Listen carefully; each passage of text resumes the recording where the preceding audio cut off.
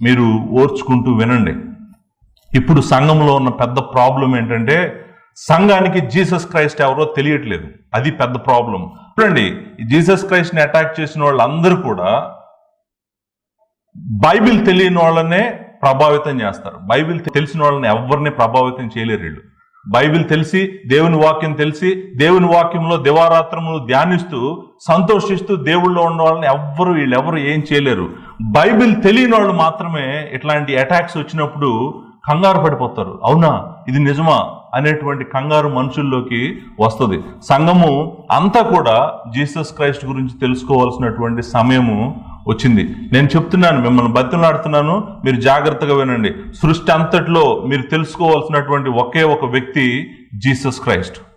సృష్టి అంతట్లో మీరు పూర్ణ హృదయంతో, పూర్ణ బలంతో, పూర్ణ శక్తితో మీరు ప్రేమించాల్సినటువంటి వ్యక్తి కూడా జీసస్ క్రైస్టే. మీ నిత్య జీవము ఆయనలో ఉంది, మీ విమోచన ఆయనలో ఉంది, మీ సంపద ఆయనలో ఉంది, మీ సమస్తము ఆయనలో ఉంది. అన్ని ఆయనలోనే దేవుడు దాచి ఉంచాడు. సర్వ జ్ఞానములు, బుద్ధి అన్నీ కూడా ఆయనలోనే ఉన్నాయి. కాబట్టి మనం ప్రేమించాల్సింది మన ప్రభువు, మన కోసం ప్రాణం పెట్టిన మన ప్రభు అయిన జీసస్ క్రైస్ట్ని. నీ ప్రేమ, నీ గుండె చప్పుడు, నీ ప్రతి ఆలోచన, నీ ప్రతి మాట కూడా నీ ప్రభువు గురించి అయి ఉండాలి. ఎందుకంటే ఆయనే నిన్ను విమోచించాడు. ఆయనే నువ్వు నరకానికి వెళ్ళవలసిన వాడు, నీ స్థానంలో ఆయన చనిపోయాడు. కాబట్టి నువ్వు ఆయనను నీ హృదయంలో నుంచి ప్రేమించాలి. ఆయనను నువ్వు ప్రేమించాలంటే ఆయన ఎవరో నీకు తెలియాలి. ఆయన్ని నువ్వు పూర్తిగా అర్థం చేసుకున్న రోజే నువ్వు ఆయన్ని ప్రేమించగలవు. మొదటి శతాబ్దం నుంచి రకరకాలైనటువంటి వ్యక్తులు జీసస్ క్రైస్ట్ని అటాక్ చేశారు.